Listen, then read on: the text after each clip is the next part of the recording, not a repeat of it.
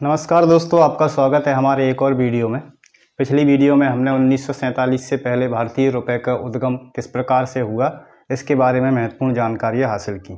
ठीक है, आज हम बात करेंगे 1947 के बाद भारतीय मुद्रा से जुड़ी कुछ महत्वपूर्ण जानकारियाँ। तो 1947 से लेकर अभी तक, यानी 1947 से लेकर अभी तक, ठीक है, यानी वर्तमान में, यानी 2021 से 1947 से लेकर 2021 तक भारतीय मुद्रा में क्या परिवर्तन हुआ, आज इसके बारे में हम जानकारी लेना आपको बताएंगे। ठीक है, तो सबसे पहले तो मैं आपको एक महत्वपूर्ण जानकारी ये बता दूं कि 1917 यानी 1947 के पहले 1917 में एक भारतीय रुपया यानी ये बराबर था 13 USD के बराबर।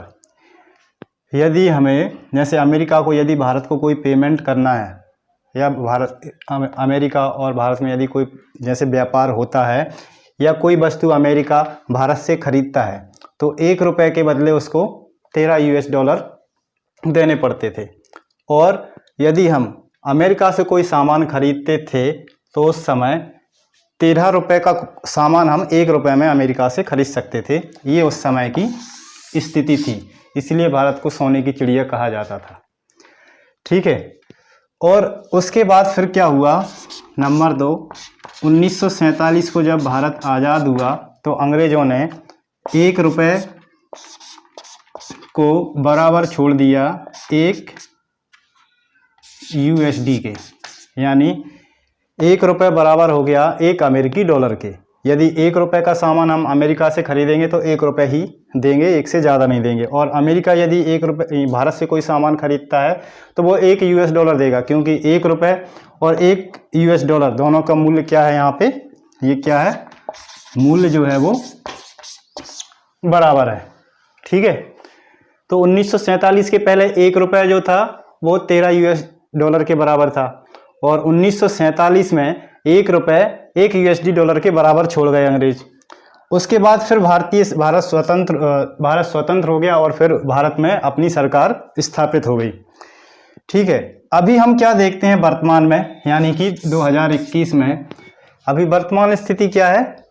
वर्तमान स्थिति ये है कि यदि हम अमेरिका से कोई चीज़ खरीदते हैं, ठीक है, और वो उसकी कीमत $1 है, यानी $1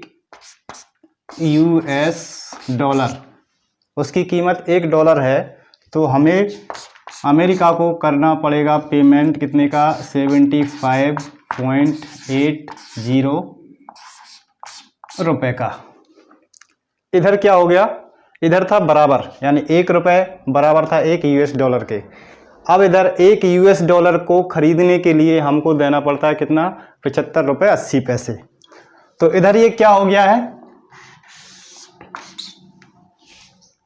ठीक है, इधर क्या हो गया, जो मूल्य था रुपए का, पहले इधर जो ₹1 का मूल्य था वो 1 US के बराबर था, लेकिन इधर 1 US खरीदने के लिए हमको देना पड़ता है ₹75.80। यानी इधर हमारे ₹1 का जो मूल्य है, ₹1 का मूल्य है वह USD की तुलना में क्या हो गया है, कम। यानी ₹1 का मूल्य US की तुलना में कम हो गया है। पहले US के बराबर था, अब $1 खरीदने के लिए हमें ₹75.80 देना पड़ते हैं। तो इस स्थिति को क्या कहते हैं हम, इस स्थिति को कहते हैं मुद्रा का अवमूल्यन। मुद्रा का अवमूल्यन, ठीक है। हमारे देश का जो रुपया था उसका जो आंतरिक मूल्य है वह US की तुलना में अब बहुत कम हो गया। तो क्यों हो गया, इसका एक सबसे बड़ा कारण है मुद्रा का अवमूल्यन। मुद्रा का अवमूल्यन क्या होता है तो जब किसी देश के द्वारा अपनी मुद्रा की विनिमय दर अन्य देशों की मुद्राओं की अपेक्षा कम कर दी जाती है तो उस स्थिति को हम कहते हैं मुद्रा का अवमूल्यन। यानी जैसे हमारा 1 रुपये, ये हमारी देश की मुद्रा है, और यूएस ये डॉलर जो है अमेरिका की। ठीक है, अब क्या करेंगे, जैसे हमें अवमूल्यन करना है तो हमारी सरकार क्या करेगी, 1 रुपये के बदले 2 रुपये देगी, यानी 1 यूएस डॉलर के बदले 2 रुपये देगी। यानी हमारी यहाँ क्या हो गई, जो मुद्रा का जो मूल्य है उसकी विनिमय दर, मूल्य की विनिमय दर क्या हो गया, घट गया।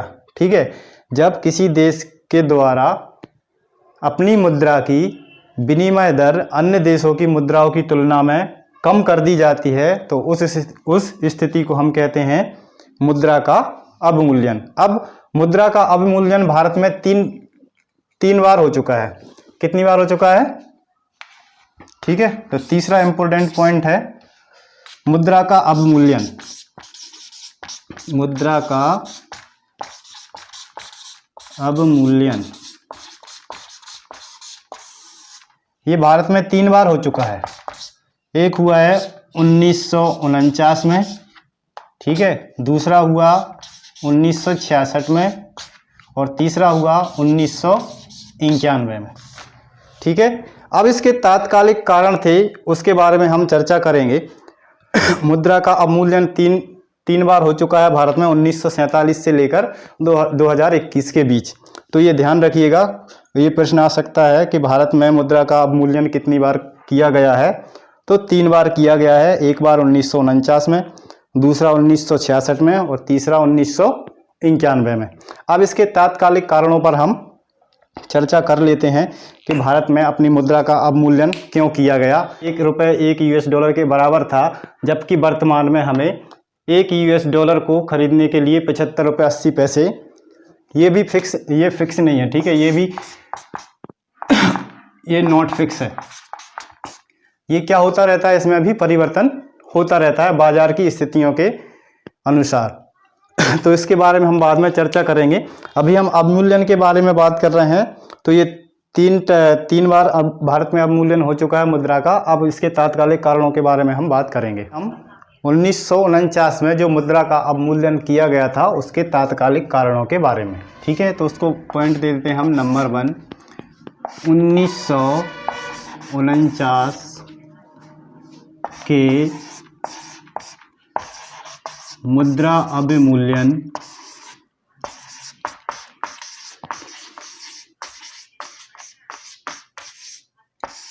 अवमूल्यन के कारण। ठीक है, तो पॉइंट बना के रखिएगा ताकि आगे भी आपको याद रहे, नोट कर लीजिए। और तो इसका सबसे पहला कारण क्या था? सबसे पहला कारण हम मान के चलेंगे 1947 में भारत की आज़ादी। ठीक है, भारत आज़ाद हुआ तो अर्थव्यवस्था क्या थी? कमजोर अर्थव्यवस्था।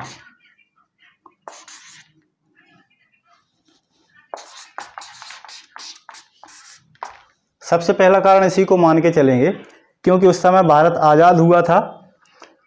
ठीक है, भारत की आज़ादी के समय हिंदुस्तान के 2 टुकड़े हुए, पाकिस्तान और हिंदुस्तान।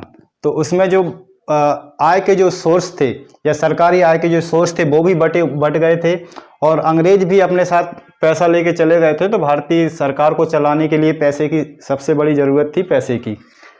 ठीक है, तो इस कारण से भी मुद्रा का अवमूल्यन किया गया, पैसे को इकट्ठा करने के लिए।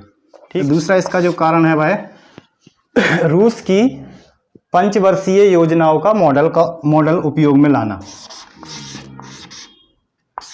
रूस की पंचवर्षीय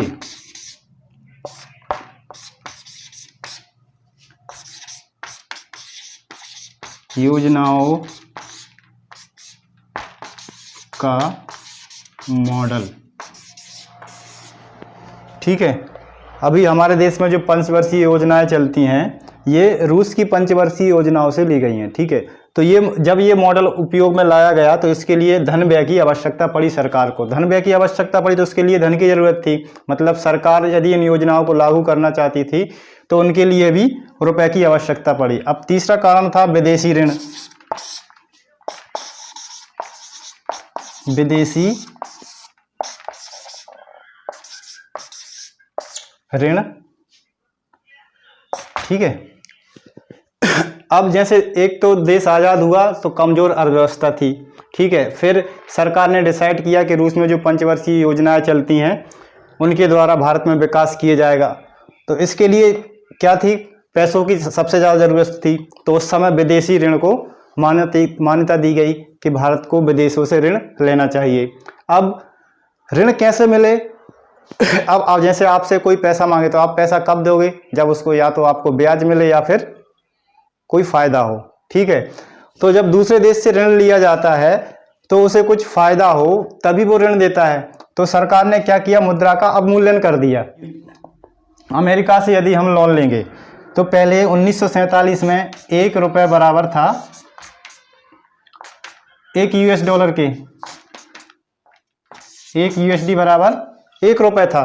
तो अमेरिका को इससे कोई फायदा नहीं था कि वो भारत को लोन देगा तो उसको एक रुपये जैसे मतलब 1000 डॉलर देगा तो रिटर्न में उसको 1000 डॉलर मिलेंगे और कुछ ब्याज मिलेगा। तो इससे कोई फायदा नहीं हुआ। तो सरकार ने क्या किया, विदेशी ऋण प्राप्त करने के लिए मुद्रा का अवमूल्यन कर दिया। अवमूल्यन से क्या हुआ कि 1 US डॉलर, सरकार ने निश्चय क्या कर दिया कि 1 US डॉलर यदि हमें मिलता है तो उसके बदले में हम भारत का जो रुपये है, ठीक है, 1 US डॉलर के बदले हम आपको 4 रुपये 75 पैसे देंगे। तो अंतर्राष्ट्रीय बाजार में फिर रुपए का जो मूल्य हो गया वो कितना हो गया, 1 US डॉलर बराबर 4 रुपये 75 पैसे। मतलब 1949 में जो मुद्रा का अवमूल्यन किया गया उसका पहले जो 1 रुपये का मूल्य था वो 1 US डॉलर के बराबर था।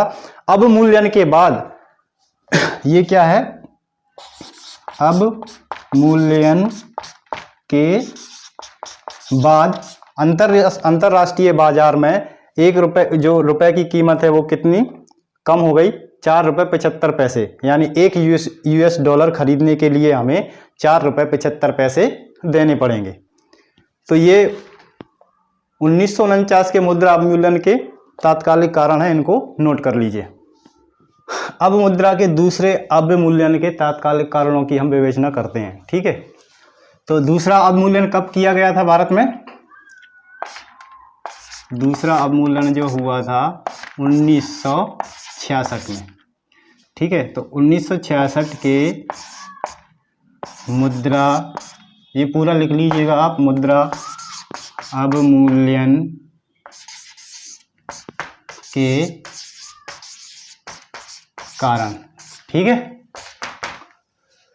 तो सबसे पहले तो 1966 के पहले चलते हैं, क्या क्या घटनाएं हुई जिसके कारण हमारी सरकार को मुद्रा का अवमूल्यन करना पड़ा। सबसे पहले जो पहला कारण है वो है 1962 में चीन के साथ युद्ध, ठीक है। तो 1962 में हमारा चीन ने भारत पर आक्रमण कर दिया जिससे काफ़ी सारा नुकसान हुआ। तो उसमें पैसा खर्च हो गया, तो यहाँ भी फिर पैसे की आवश्यकता पड़ी। दूसरा भी युद्ध हुआ हमारा। दूसरा युद्ध कब हुआ था? दूसरा 1965 में। 1965 में पाकिस्तान के साथ युद्ध हो गया। पाकिस्तान के साथ युद्ध। तो इस समय भी भारत में धन की बहुत सारी हानि हुई। मतलब कि दोनों युद्धों में भारत का बहुत सारा पैसा खर्च हो गया, जान माल की काफ़ी क्षति हुई। तो उससे उभरने के लिए भी हमें पैसे की आवश्यकता थी, इसलिए फिर सरकार ने मुद्रा का अवमूल्यन कर दिया। और एक और कारण है इसका तीसरा, ये भी बहुत महत्वपूर्ण कारण था। ये क्या था, 1966 में भयंकर सूखा पड़ गया था भारत में। 1966 में ये तात्कालिक कारण था, भयंकर सूखा। ठीक है, अब ये हम सभी जानते हैं कि भारत की जो अर्थव्यवस्था है वो कृषि प्रधान अर्थव्यवस्था थी। ठीक है, अब 1966 में जब सूखा पड़ा तो उससे क्या हुआ कि भारतीय अर्थव्यवस्था पूरी तरह से चरमरा गई। कोई उत्पादन नहीं हुआ, खाने के लिए भी वस्तुएं नहीं थी। तो ये सब क्या हुआ, इससे मुद्रास्फीति की दर बढ़ गई। परिणाम स्वरूप विदेशों से ऋण लेना भी मुश्किल हो गया, कोई विदेश ऋण भी नहीं दे रहा था ऐसी कंडीशन में। तो फिर सरकार ने उस समय क्या किया, फिर से मुद्रा का अवमूल्यन कर दिया। अब 1949 में मुद्रा का जब अवमूल्यन हुआ था तो एक यूएस डॉलर का हमको देना पड़ता था कितना, 4 रुपए, कितना देना पड़ता था, 4.75 रुपये। ठीक है, लेकिन 1966 में जब फिर से अवमूल्यन किया गया तो एक यूएस डॉलर के लिए हमें देना पड़ा 7 रुपए। अब क्या हो गया, यहां पर अंतर्राष्ट्रीय बाजार में फिर से भारत की जो मुद्रा है उसका मूल्य कम हो गया। तो 1966 के मुद्रा अवमूल्यन के कारण, जो तात्कालिक कारण थे, 1962 में चीन के साथ युद्ध हो गया, उसमें भी जान माल की क्षति हुई। 1962 में फिर पाकिस्तान के साथ युद्ध हुआ तो उसमें भी भारत की काफ़ी क्षति हुई। और 1966 में फिर से सूखा पड़ गया।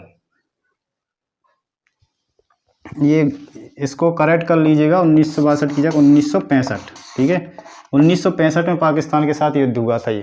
तो 1965 में पाकिस्तान के साथ युद्ध हुआ तो उसमें भारत की क्षति, और 1966 में भयंकर सूखा पड़ा।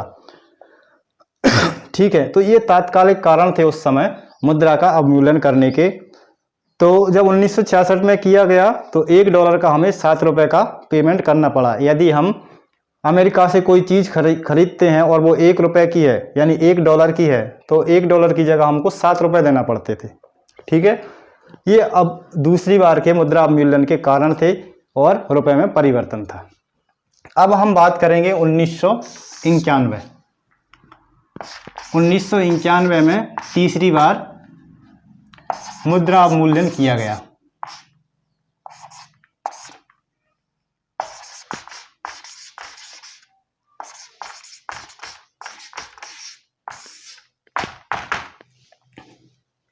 ठीक है, तो तीसरी बार के अवमूल्यन के भी कुछ कारण थे।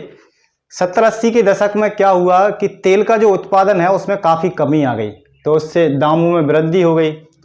अब दामों में वृद्धि होने से भारत का जो विदेशी ऋण है वो बढ़ता चला गया। और उसी समय हमारी जो तत्कालीन प्रधानमंत्री थी इंदिरा गांधी, उनकी हत्या कर दी गई। अब उनकी हत्या से क्या हुआ, देश में राजनीतिक अस्थिरता आ गई। अब राजनीतिक अस्थिरता आने से क्या हुआ, फिर मतलब देश को पटरी पर लाने के लिए फिर पैसे की ज़रूरत पड़ी। तो पैसा कहाँ से लिया जाए, तो फिर विदेशों से ऋण लेने के लिए भारतीय समय फिर से प्रधानमंत्री चुनकर आए। उन्होंने क्या किया, फिर से ये डिसीजन लिया कि जो अभी मुद्रा है उसका अवमूल्यन किया जाए। ठीक है, तो पहला इसका कारण क्या था, अभी जो बताया उसको कर लीजिए। 70-80 के दशक में 70-80 के दशक में क्या हुआ, तेल के उत्पादन में कमी, तेल के उत्पादन में कमी आ गई। ठीक है, जिससे क्या हुआ, कीमतों में भारी वृद्धि हुई। कीमतों में इसकी भारी वृद्धि हुई। अब वृद्धि होने से क्या वृद्धि हुई, और इसके अलावा जो भारतीय विदेशों का ऋण था भारत पर वो बढ़ता चला गया। विदेशी ऋण का बढ़ना, ये भी एक कारण था। ठीक है, और तीसरा जो कारण था उसका, तात्कालिक प्रधानमंत्री इंदिरा गांधी की हत्या।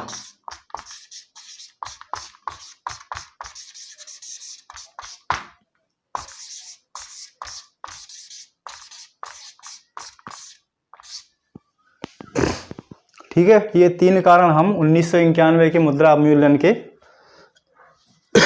नोट कर लीजिएगा इनको।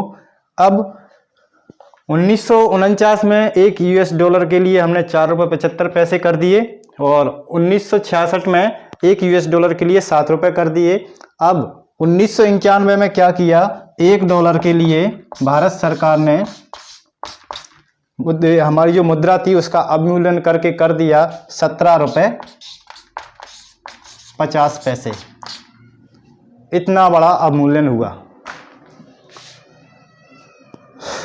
ठीक है, इसी कारण अभी हम जो अभी देखते हैं वर्तमान में एक यूएस डॉलर के लिए हमको कितना देना पड़ता है, 75 रुपये 80 पैसे के लगभग। तो ये फिक्स नहीं था, पहले ये फिक्स था, मतलब जितना सरकार कर देती थी उससे कम या ज़्यादा नहीं होता था। व्यापार अंतर्राष्ट्रीय कारणों के द्वारा अब भारतीय मुद्रा में परिवर्तन होता है। तो लास्ट बार जो मुद्रा का अवमूल्यन किया गया एक यूएस डॉलर के बराबर 17.50 पैसे थे।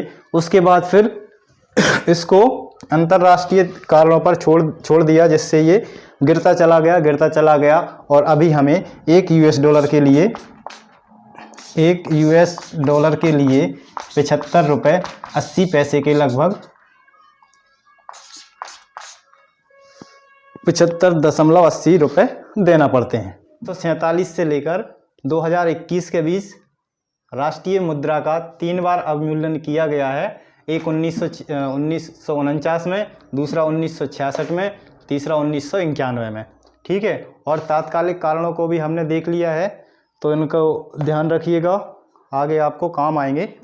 ठीक है, तो क्लास को यहीं समाप्त करते हैं। धन्यवाद।